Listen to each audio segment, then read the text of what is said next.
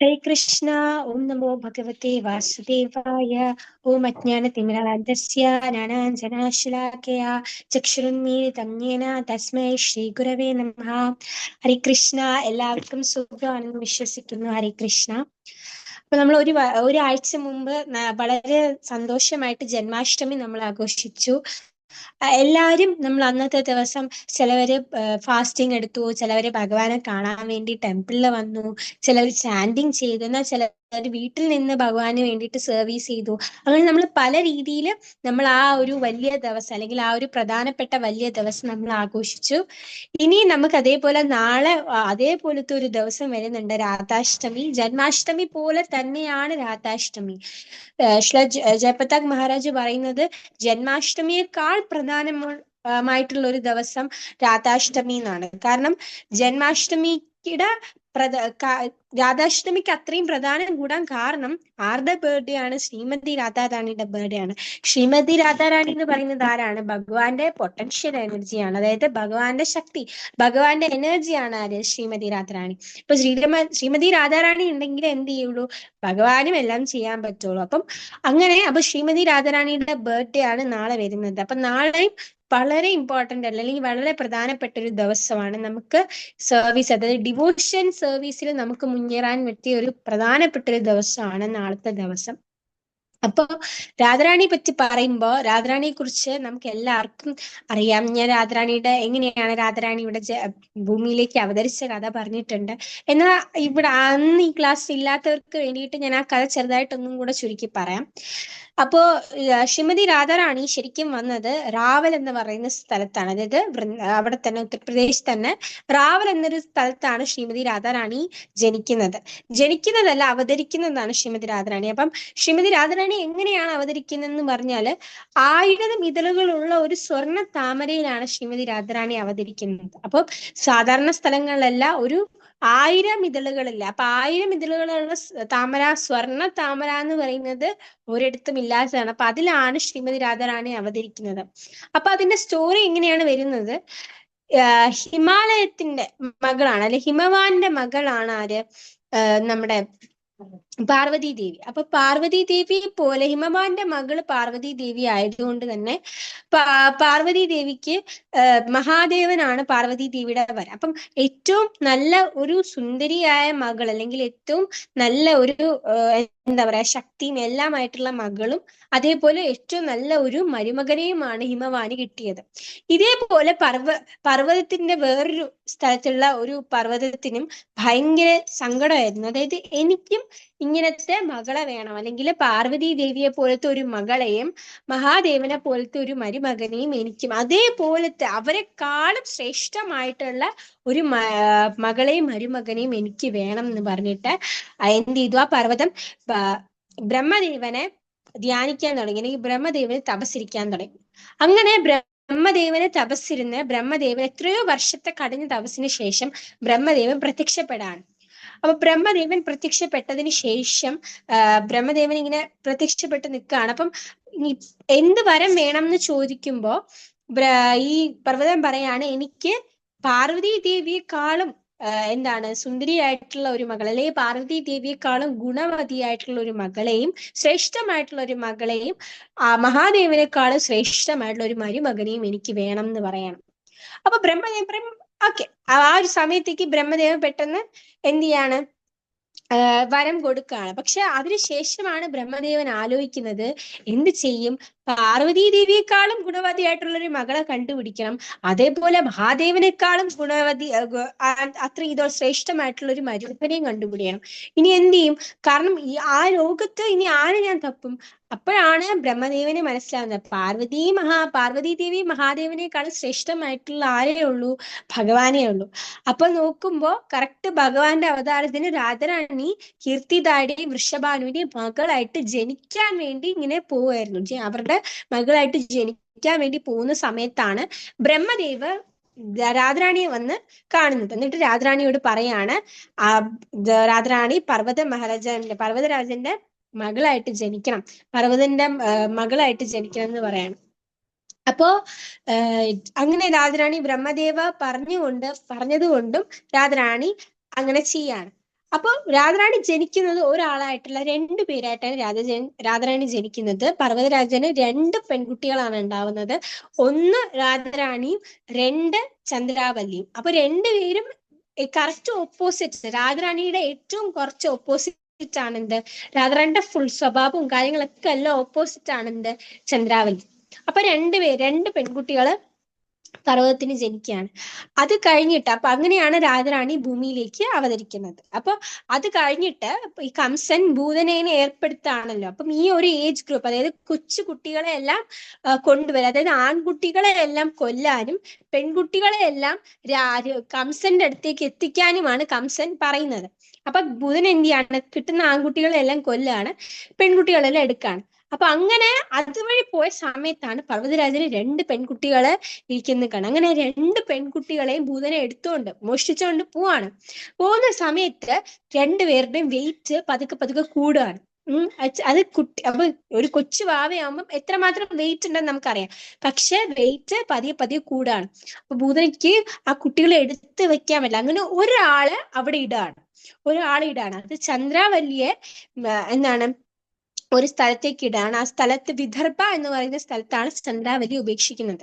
വിദർഭ മഹാരാജാവിന്റെ മകളായിട്ട് ചന്ദ്രാവലി പിന്നെ വളരുന്നുണ്ട്. വിദർഭയില് ചന്ദ്രാവല്ലി ഇടാണ്. അത് കഴിഞ്ഞ് വീണ്ടും വെയിറ്റ് കൂടാണ്. രാജറാണിക്ക് അപ്പൊ ഭയങ്കര വെയിറ്റ്. അപ്പം പൂതനയ്ക്ക് പറ്റുന്നില്ല, ഈ കുട്ടീനെ എടുത്തുകൊണ്ട് പോകാൻ പറ്റുന്നില്ല, എടുത്തുകൊണ്ട് പറക്കാൻ പറ്റുന്നില്ല. അങ്ങനെ റാവലിലെ സ്ഥലത്ത് വരുമ്പോ രാധാറാണിയും താഴേക്ക് ഇടുകയാണ് പൂതന. അപ്പം താഴേക്കിടുന്ന സമയത്ത് രാധാറാണി വന്ന് വീഴുന്നത് 1000 ഇതളുകളുള്ള സ്വർണ്ണ താമരയിലാണ്. അത് അവിടെ വിരിഞ്ഞതല്ല, രാധാറാണിക്ക് വേണ്ടി മാത്രമായിട്ട് അവിടെ ഉണ്ടായിരുന്നതാണ്. സ്വർണ്ണ താമരയിലാണ് രാധാറാണി വന്ന് വീഴുന്നത്. ഇതേ സമയത്ത് എന്താണ്, വൃഷഭാനു മഹാരാജാവ് കുളിക്കാൻ വേണ്ടിയിട്ട് ആ കുളത്തിലോട്ട് വരുന്ന സമയത്താണ് ഈ താമര കാണുക. ഒരു സ്പെഷ്യൽ ആയിട്ടുള്ള താമര കാണുകയും അതിൻ്റെ അകത്തുനിന്ന് ഒരു എന്താ പറയാ, ഒരു പ്രകാശം കാണുകയും ചെയ്യണം. അപ്പൊ നോക്കുമ്പോ ഈ പ്രകാശം എന്ന് പറയുന്നത് സ്വർണത്തിന്റെ പ്രകാശമാണ്. അത് ശരിക്കും വരുന്നത് ആരുടെ ഉള്ളിൽ നിന്നാണ്? ശ്രീമതി രാധാറാണിയുടെ ഉള്ളിൽ നിന്നാണ്. താമരയിൽ അത്ര പ്രകാശമില്ല, പക്ഷെ ശരിക്കും ഈ പ്രകാശം വരുന്നത് ശ്രീമതി രാധാറാണിയുടെ ഉള്ളിൽ നിന്നാണ്. അപ്പൊ ആ ഒരു, കാരണം രാധാറാണിയുടെ കളർ തപ്തകാഞ്ചന ഗൗരാംഗി, മോൾട്ടൺ ഗോൾഡ് ഇങ്ങനെ ഉരുക്കുമ്പോൾ ഉള്ള ആ ഒരു കളറാണ് രാധാറാണിയുടെ. അപ്പൊ ആ ഒരു കളറിലെ രാധാറാണിയുടെ ഉള്ളിൽ നിന്നാണ് ആ ഒരു സ്വർണത്തിന്റെ പ്രകാശം വരുന്നത്. അങ്ങനെ അത്ര സുന്ദരമായിട്ടുള്ള ആ പെൺകുഞ്ഞിനെ എടുത്ത് വൃഷഭാനു മഹാരാജാവ് വളർത്താണ്. ഇതാണ് രാധാറാണിയുടെ ബർത്ത് സ്റ്റോറി. രാധാറാണി ഇങ്ങനെയാണ് ജനിക്കുന്നത്. ഇത് ഞാൻ ഇതിനു മുമ്പ് കുറച്ചുകൂടെ ഡീറ്റെയിൽ ആയിട്ട് പറഞ്ഞിട്ടുണ്ട്. ഞാൻ പെട്ടെന്ന് പുതിയതായിട്ട് വന്ന ആൾക്കാർക്ക് വേണ്ടിയിട്ട് ജസ്റ്റ് ഒന്ന് ചുരുക്കി പറഞ്ഞതാണ്. അപ്പോ രാധാറാണി എന്ന് പറയുമ്പം സാധാരണ കേരളത്തിലൊക്കെ രാധാറാണി നമ്മൾ അധികം എന്താണ് നമ്മൾ വില കൊടുക്കാറില്ല. ഇപ്പൊ ഒരാൾ നമ്മൾ പോയി ചോദിച്ചാലും രാധാറാണി ആരാണ്, ജസ്റ്റ് ഒരു ലവർ ആണെന്ന് മാത്രമേ എല്ലാരും പറയത്തുള്ളൂ. എന്നാൽ ശരിക്കും രാധാറാണിയാണ് ആര്, ഭഗവാന്റെ പൊട്ടൻഷ്യൽ. ഭഗവാന്റെ രാധാറാണി ഉണ്ടെങ്കിലേ ഭഗവാൻ എന്ത് ചെയ്യുള്ളൂ, പൂർണ്ണമാവുള്ളൂ. നമുക്ക് ഭക്തിയിലേക്ക് ഉയരണമെങ്കിലും ആരുടെ മെഴ്സി ഉണ്ടാവണം, രാധാറാണിയുടെ കാരുണ്യം ഉണ്ടെങ്കിൽ മാത്രമേ നമുക്ക് ഭക്തിയിലോട്ട് ഉയരാനും പറ്റൂ. അപ്പൊ രാധാറാണി എന്ന് പറയുന്നത് അത്രയും പ്രധാനപ്പെട്ട ഒരാളാണ്. നമ്മളെ സംബന്ധിച്ച്, പ്രത്യേകിച്ച് വൈഷ്ണവരെ സംബന്ധിച്ച് അത്രയും പ്രധാനപ്പെട്ട ഒരാളാണ് രാധാറാണി. രാധാറാണിയും ഭഗവാനുമായിട്ട് വൃന്ദാവനത്തിൽ ഒരുപാട് ലീലകൾ. ഭഗവാന്റെ ഏറ്റവും പ്യുവറസ്റ്റ് ഭക്ത ആരെന്ന് ചോദിച്ചാൽ, അതായത് ഫസ്റ്റ് ഭക്ത, പ്യുവറസ്റ്റ് ആയിട്ടുള്ള ഫസ്റ്റ് ഭക്ത ആരെന്ന് ചോദിച്ചാൽ രാധാറാണിയാണ്. അത് മഹാദേവൻ തന്നെ പറയുന്നുണ്ട്. അപ്പൊ അത് കഴിഞ്ഞിട്ട് ഈ രാധാറാണിയും ഭഗവാനുമായിട്ട് ഒരുപാട് ലീലകൾ വൃന്ദാവനത്തിൽ നമുക്ക് ഇഷ്ടം പോലെ ലീലകൾ കാണാൻ പറ്റും. രാധാറാണിയുടെയും ഭഗവാന്റെയും പ്യുവർ ആയിട്ടുള്ള ഒരുപാട് ലീലകളുണ്ട്. അപ്പൊ ഈ ബ്രഹ്മദേവൻ ഒരിക്കൽ രാധാറാണിയെ സ്തുതിക്കുന്നുണ്ട്. അതായത് ബ്രഹ്മദേവൻ ഇങ്ങനെ ബ്രഹ്മദേവൻ എത്രയും വർഷം ജീവിക്കാനുള്ള കഴിവ് ഇതുണ്ടല്ലോ, എത്രയും വർഷമാണ് ബ്രഹ്മദേവന്റെ ലൈഫ് സ്പാൻ എന്ന് പറയുന്നത്. ആ സമയത്ത് ബ്രഹ്മദേവൻ പറയുന്നുണ്ട്, ഈ ജീവിതത്തെ കാലത്ത് എനിക്ക് ഒരാളെ മാത്രമേ ധ്യാനിക്കാനുള്ളൂ, അത് ശ്രീമതി രാധാറാണിയാണ്. ശ്രീമതി രാധാറാണിയുടെ പാദത്തിന്റെ പൊടിയായിട്ട് പോലും എനിക്ക് ജന്മം എടുത്താൽ മതി എന്ന് ബ്രഹ്മദേവൻ തന്നെ പറയുന്നുണ്ട്. അപ്പൊ അങ്ങനെ വൃന്ദാവനത്തില് ഒരു ഒരു സ്ഥലത്ത്, അതായത് ധാൻലീല എന്ന് പറഞ്ഞിട്ടൊരു കഥ നടക്കുന്നത്, ടാക്സ് കളക്ഷൻ. രാധാറാണിയും ഭഗവാനും തമ്മിലുള്ള ലീലാണ് ധാൻലീല. അതിന്റെ ഇതായിട്ട് വൃന്ദാവനത്തിൽ നമുക്കൊരു ടെമ്പിൾ ഉണ്ടാവും, രാധാ ധാൻ ബിഹാരി എന്ന് പറഞ്ഞിട്ട് ഒരു ടെമ്പിൾ ഉണ്ട് വൃന്ദാവനത്തില്, രാധാ ധാൻ ബിഹാരി. അപ്പൊ ഈ ടെമ്പിളിന്റെ പ്രത്യേകത എന്താന്ന് വെച്ചാല് രാധാറാണി ഉണ്ട്, ഭഗവാനും ഉണ്ട് ആ ടെമ്പിളില്. പക്ഷെ ഒരു കാര്യം എന്ന് വെച്ചാൽ ഭഗവാനായിട്ട് നിൽക്കുന്നത് രാധാറാണിയും, രാധാറാണിയായിട്ട് നിൽക്കുന്നത് ഭഗവാനുമാണ്. അവർ അങ്ങോട്ടും ഇങ്ങോട്ടും അവരുടെ റോൾ എക്സ്ചേഞ്ച്. അപ്പൊ രാധാറാണിയായിട്ട് നിൽക്കുന്നതാണ് ഭഗവാനാണ്, ഭഗവാനായിട്ട് നിൽക്കുന്നതാണ് രാധാറാണിയാണ്. രണ്ടുപേരും നമ്മൾ പോകുമ്പോൾ ഭഗവാനെ രാധാറാണി, പക്ഷെ ശരിക്കും അത് തിരിച്ചാണ്. ഭഗവാനായിട്ട് വേഷം കെട്ടി നിൽക്കുന്നത് രാധാറാണിയും, രാധാറാണിയായിട്ട് വേഷം ധരിച്ച് നിൽക്കുന്നത് ഭഗവാനുമാണ്. രാധാ ധാൻ ബിഹാരി വൃന്ദാവനത്തിലുണ്ട്. അപ്പൊ ഇതിന്റെ ഈ കഥ, ഈ ഒരു ഇതിന് ഭഗവാൻ ഇവര് അങ്ങോട്ടും ഇങ്ങോട്ടും വേഷം മാറിയില്ലേ, ഇതിന് പിന്നിലൊരു കഥയുണ്ട്. അതായത് രാധാറാണിയും സഖികളും എന്താണ് അവരെ വീട്ടിൽ നിന്ന് വെണ്ണയും കാര്യങ്ങളും ഒക്കെ എടുത്തോണ്ട് പോവാണ്. ശരിക്കും ഭഗവാന് വേണ്ടി തന്നെയാണ് പോകുന്നത്. വീട്ടിൽ നിന്ന് ഇറങ്ങണമെങ്കിൽ യജ്ഞമുണ്ട്, അതുണ്ട് എന്നൊക്കെ പറഞ്ഞിട്ടാണ് രാധാറാണിയും സഖികളും ഇതൊക്കെ എടുത്തോണ്ട് പോകുന്ന സമയത്ത് ഇടയ്ക്ക് വച്ചിട്ട് ഭഗവാനും കൂട്ടുകാരന്മാരും മിനിസ്റ്ററിന്റെ വേഷം, അതായത് രാജാവിന്റെ മന്ത്രിയുടെ വേഷം ധരിച്ചുകൊണ്ട് വരാണ്. അപ്പൊ മന്ത്രിയുടെ വേഷം വരിച്ചിട്ട് ഇവരെ തടഞ്ഞു നിർത്തിയിട്ട് ഇവരെ അടുത്ത് പറയാണ്, അതായത് ഇവരെ കയ്യിലിരിക്കുന്ന സംഭവങ്ങളെല്ലാം കിട്ടണം. ശരിക്കും ഭഗവാൻ ഓഫർ ചെയ്യാൻ വേണ്ടിയിട്ട് തന്നെയാണ് ഇവരിതെല്ലാം കൊണ്ടുവരുന്നത്. എന്നാലും ഇതിങ്ങനെ വാങ്ങിക്കുന്നതാണ് ഭഗവാന് കുറച്ചുകൂടെ ഇഷ്ടം. അപ്പൊ ഇവരെ കയ്യിലിരിക്കുന്ന സംഭവങ്ങളെല്ലാം കിട്ടാൻ വേണ്ടിയിട്ട് രാജാവിന്റെ മന്ത്രിയുടെ വേഷത്തിൽ ധരിച്ചിട്ട് ഇവരിങ്ങനെ തടഞ്ഞു നിർത്തിയിട്ട് പറയാണ്, നിങ്ങൾക്ക് ഇനി ഇങ്ങോട്ട് പോകാൻ പറ്റത്തില്ല, ഞാൻ രാജാവിന്റെ മന്ത്രിയാണ്, അതുകൊണ്ട് ഈ സംഭവങ്ങളെല്ലാം ഞങ്ങൾക്ക് തരണം എന്ന് പറഞ്ഞിട്ട് ഭഗവാന് കൂട്ടുകാരന്മാര് രാധാറാണി എടുത്ത് പറയണം. അപ്പൊ ഫസ്റ്റ് ഭഗവാനെ കാണുമ്പോ രാധാറാണിക്ക് മനസ്സിലാവും, പക്ഷെ എന്നാലും രാധാറാണി ഒന്നും അറിഞ്ഞൂടാത്ത പോലെ നിൽക്കും. എന്നാൽ കൂടെയുള്ള സഖികൾക്ക് ഒന്ന് മനസ്സിലാവും, ഇവര് വിശ്വസിക്കുകയാണ്. എന്നാൽ അതിൽ നിന്ന് ഒരു സഖി എന്ത് ചെയ്യാണ്, ഭഗവാന്റെ ഇതിലുള്ള ഫ്ലൂട്ട് കാണാൻ, അതായത് ഭഗവാൻ ഇടുപ്പിൽ വെച്ചിരിക്കുന്ന ഓടക്കുഴലിൽ കാണാണ്. അപ്പൊ ഇവർക്കും മനസ്സിലാവണം ഈ വന്നവരെല്ലാം ഭഗവാനും രാധ. അപ്പൊ ഇതിൽ ഒരു സഖി ചോദിക്കുകയാണ്, എനിക്കറിഞ്ഞൂടെ ഏത് മന്ത്രിയാണ് ഫ്ലൂട്ട്, അതായത് ഓടക്കുഴലും മയിൽപ്പീലിയും ധരിച്ചിട്ടുള്ള മന്ത്രി ആരാണെന്ന് എനിക്ക് അറിയത്തില്ല എന്ന് പറയുന്നത്. അപ്പൊ ഭഗവാൻ പറയാണ്, ശരി ഇവർക്കെല്ലാം മനസ്സിലായി, ഇനി നമ്മൾ കളിച്ചിട്ട് കാര്യമില്ല എന്ന് പറഞ്ഞിട്ട് ഭഗവാനും ഗോപന്മാരും ഇവർ ധരിച്ചിരുന്ന വേഷമൊക്കെ മാറ്റിയിട്ട് സാധാരണ രീതിയിലാവാണ്. അപ്പൊ ആ സമയത്താണ് രാധാറാണിയുടെ സഖികൾ, അപ്പൊ ഇവര് വേറെ ആരുമല്ല ഭഗവാനും കൂട്ടുകാരാണെന്ന് മനസ്സിലാവുമ്പോൾ രാധാറാണിയുടെ സഖികളായ ലളിതയും വിശാഖയും ഫ്രണ്ടിൽ വന്നിട്ട് അവര് പറയാൻ തുടങ്ങുകയാണ്, ശരിക്കും നിങ്ങളാണ് ഞങ്ങൾക്ക് ടാക്സ് തരേണ്ടത്, ഞങ്ങളല്ല നിങ്ങൾക്ക് ടാക്സ് തരേണ്ടത്, നിങ്ങളാണ് ഞങ്ങൾക്ക് ഇങ്ങോട്ട് തരേണ്ടത്. കാരണം ഈ വൃന്ദാവനം എന്ന് പറയുന്നത് രാധാറാണിയുടെയാണ്. കാരണം രാധാറാണിയാണ് വൃന്ദാവനേശ്വരി, ക്യൂൻ ഓഫ് വൃന്ദാവനം എന്ന് പറയുന്നത് ശ്രീമതി രാധാറാണിയാണ്. അപ്പൊ രാധാറാണിയുടെയാണ് ഈ വൃന്ദാവനം. ആ വൃന്ദാവനത്തിലാണ് നിങ്ങൾ താമസിക്കുന്നത്. അതുകൊണ്ട് ആർക്കാണ് പൈസ കൊടുക്കേണ്ടത്? രാധാറാണിക്കാണ് കൊടുക്കേണ്ടത്. മാത്രമല്ല ഇവിടത്തെയുള്ള ഫ്രൂട്ട്, അതായത് ഇവിടുത്തെ ഫലങ്ങളും കാര്യങ്ങളും നിങ്ങൾ കഴിക്കുകയാണ്, നിങ്ങൾക്ക് ഇവിടെ ഉള്ള വെള്ളം നിങ്ങൾ കുടിക്കുകയാണ്, അതിന് നിങ്ങൾ ആർക്ക് പൈസ കൊടുക്കണം?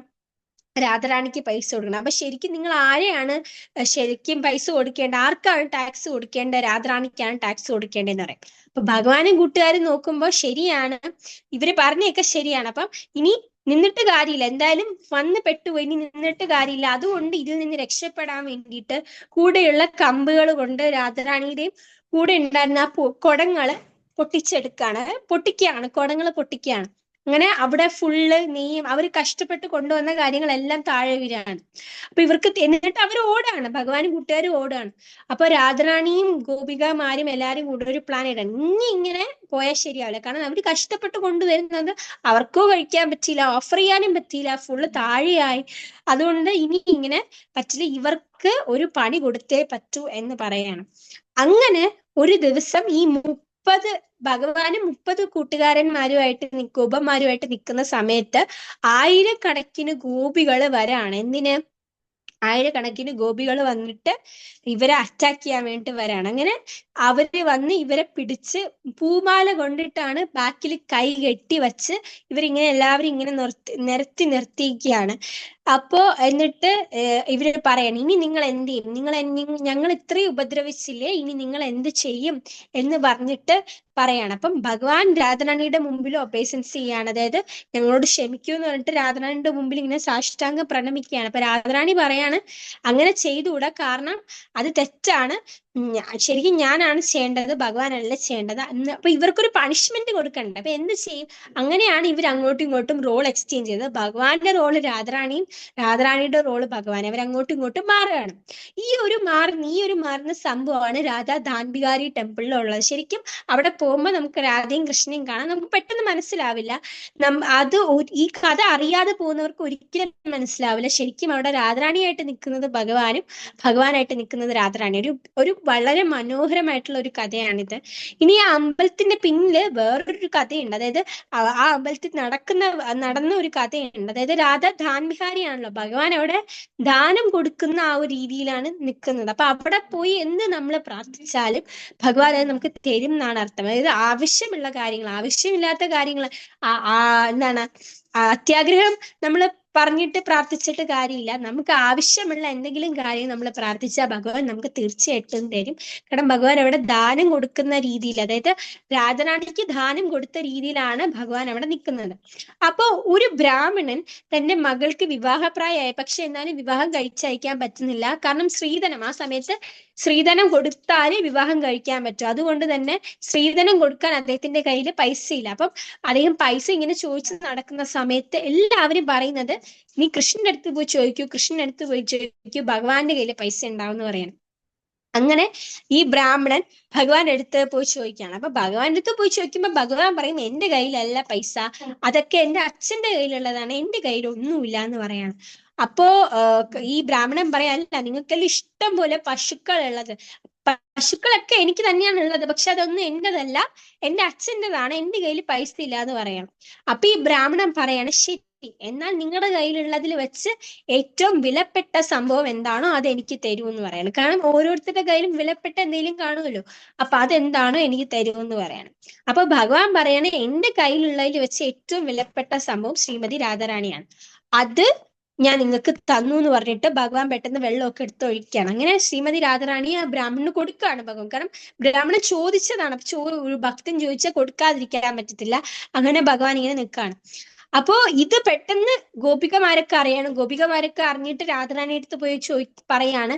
അപ്പൊ രാധാറാണി ചോദിക്കുക, ആരടുത്ത് ചോദിച്ചിട്ടാണ് കൃഷ്ണൻ എന്നെ കൊടുത്തത്, അതായത് എന്റെ അനുവാദം ഇല്ലാതെയാണ് കൊടുത്തത്, ആരടുത്ത് ചോദിച്ചിട്ടാണ് കൊടുത്തത് എന്ന് പറഞ്ഞുകൊണ്ടിരിക്കുകയാണ്. അപ്പൊ ഭഗവാൻ പറയണ, ഇനി പറഞ്ഞിട്ട് കാര്യമില്ല, ഞാൻ വെള്ളമൊക്കെ തെളിച്ചു കഴിഞ്ഞപ്പോ അതിനനുസരിച്ച് ഇതാണ്. അപ്പം ഈ ബ്രാഹ്മണൻ നോക്കുമ്പോൾ ഒരു പെൺകുട്ടീനെ വിവാഹം കഴിച്ച് അയക്കാൻ വേണ്ടിയിട്ടാണ് ശരിക്കും വന്നത്. ഇപ്പൊ 2 പെൺകുട്ടികളായി. ഇനി എന്ത് ചെയ്യും എന്ന് പറഞ്ഞിട്ട് ബ്രാഹ്മണൻ ഭഗവാനോട് ദേഷ്യപ്പെട്ടിട്ട് പോവാണ്. അപ്പൊ ശ്രീമതി രാധാറാണി പറയാണ്, ശരി, ഇനി എന്തായാലും ഭഗവാൻ ഇങ്ങനെ പറഞ്ഞു കഴിഞ്ഞു, അപ്പൊ എനിക്കൊന്നും ചെയ്യാതിരിക്കാൻ പറ്റത്തില്ല. അതുകൊണ്ട് മറ്റേ ഈ അളവെടുക്കുന്ന സാധനം ഉണ്ടല്ലോ, വെയിറ്റ് നോക്കുന്നത്, അതിങ്ങനെ എടുത്ത് രാധാറാണി കൈ വെച്ചിട്ട് ഒരു സ്ഥലത്ത് രാധാറാണി കയറി ഇരിക്കുകയാണ്. എന്നിട്ട് മറ്റേ സ്ഥലത്ത് ഗോപികമാരോട്, അതായത് 3000-ൽ പരം ഗോപികമാരോട് പറയാണ്, നിങ്ങളുടെ കയ്യിൽ വെച്ചിട്ട് ഉള്ള ജുവൽസ്, അതായത് നിങ്ങളുടെ കയ്യിലും കാതിലും ഒക്കെ കിടക്കുന്ന സ്വർണങ്ങൾ എടുത്ത് ഇതിലോട്ട് ഇടാൻ പറയണം. അപ്പം എത്ര ഇട്ടാൽ രാധാറാണിയുടെ വെയിറ്റിനനുസരിച്ചാവും, അതിനനുസരിച്ച് രാധാറാണിയുടെ വെയിറ്റിനനുസരിച്ച് എത്ര ഇട്ടാലാവും അത് ഈ ബ്രാഹ്മണന് കൊടുക്കാൻ പറയണം. അപ്പം എന്ത് ചെയ്തു, രാധാറാണിയുടെ വെയിറ്റ് എന്ന് പറയുമ്പോൾ രാധാറാണിയുടെ ആ ഒരു തുല്യ ഇതാണ്. അപ്പം രാധാറാണി കൊടുക്കുന്നതിന് സമം തന്നെയാണ് ഈ സ്വർണം കൊടുക്കുന്നത്. അപ്പൊ കൃഷ്ണൻ നോക്കുമ്പോ ശരിയാണ്, ഇത് അതിലും വലിയ നല്ലൊരു ഐഡിയ ആണ്, പക്ഷെ എനിക്ക് ഈ ബുദ്ധി വന്നില്ല. അപ്പൊ ഗോപികമാര് പറയാണ്, ഈ എന്താണ് അതേപോലത്തെ കായികപരമായിട്ടുള്ള കാര്യങ്ങൾ ഒഴിച്ച് രാധാറാണിയുടെ മുമ്പിൽ ഭഗവാൻ ഒരിക്കലും ജയിക്കാൻ പറ്റത്തില്ല. ഒന്ന് പറയുന്നതും അതേപോലെ ചിന്തിക്കുന്ന കാര്യത്തിലൊക്കെ ഭഗവാനെക്കാളും മുൻപിലാണ് രാധാറാണി. മാത്രമല്ല രാധാറാണിയുടെ അത്ര ക്വാളിറ്റീസ് ഇവിടെ ഇല്ല. നമ്മൾക്ക് കഴിഞ്ഞ ജന്മാഷ്ടമിയിൽ അന്ന് ജയസാക്ഷി പ്രഭു പറഞ്ഞു രാധാറാണിയുടെ കുക്കിങ്ങിന്റെ സ്കില്ലൊക്കെ, അപ്പൊ അത്രയും ക്വാളിറ്റീസ് രാധാറാണിയുടെ അത്ര ഇവിടെ ആർക്കും ഇല്ല. ഭക്ഷണമായാലും ഭഗവാന്റെ ഭക്തിയിലായാലും എല്ലാത്തിലും. അപ്പം നമുക്ക് ഭഗവാനെ അറ്റൈൻ ചെയ്യണമെങ്കിൽ ശ്രീമതി രാധാറാണി നമുക്ക് വളരെ പ്രധാനപ്പെട്ടതാണ്. അങ്ങനെ ആ ലീല അവിടെ കഴിയാണ്. അപ്പം ഭഗവാൻ ദാൻവിഹാരി ആയിട്ട് വൃന്ദാവനത്തില് ഇപ്പോഴും ഉണ്ട്. നമുക്ക് രാധാ ദാൻവിഹാരി പോയി കാണാം. പക്ഷെ ശരിക്കും അവിടെ ഭഗവാനായിട്ട് നിൽക്കുന്നത് ആരാണ്? ശ്രീമതി രാധാറാണിയാണ്. അപ്പം നാളത്തെ ദിവസം, അതായത് രാധാഷ്ടമിയിൽ അന്ന് നമ്മൾ മാക്സിമം സർവീസ് ചെയ്യുക, ഭഗവാന് വേണ്ടിയിട്ട് മാക്സിമം കാര്യങ്ങൾ ചെയ്യുക, ചാൻറ്റിങ് ചെയ്യുക. കാരണം രാധാറാണി പറഞ്ഞാൽ രാധാറാണി പറയാണ് ഈ ഒരു ഭക്തൻ ഇത്രയും നല്ല ഭക്തിയാണെന്ന് ഭഗവാന്റെ അടുത്ത് പറഞ്ഞു കഴിഞ്ഞാൽ പിന്നെ ഭഗവാൻ വേറൊന്നും നോക്കത്തില്ല. അതുകൊണ്ട് രാധാറാണിയുടെ അനുഗ്രഹം നമ്മുടെ ഭക്തിയിൽ ഉയരാനും ഭഗവാന്റെ അടുത്തേക്ക് എത്താനും നമുക്ക് വളരെ വളരെ പ്രധാനപ്പെട്ടതാണ്. അതുകൊണ്ട് മാക്സിമം രാധാറാണിയുടെ സർവീസ് ചെയ്യുക, ടെമ്പിളിലെ പ്രോഗ്രാം ഉണ്ട് അത് അറ്റൻഡ് ചെയ്യുക. ഇല്ലാത്തവര് മാക്സിമം വീട്ടിൽ നിന്ന് തന്നെ ചാൻറ്റിങ് ചെയ്യുക, ഭഗവാന്റെ സർവീസ് ചെയ്യുക, രാധാറാണിയുടെ പ്രാർത്ഥിക്കുക. ഹരേ കൃഷ്ണ. ഹരേ കൃഷ്ണ.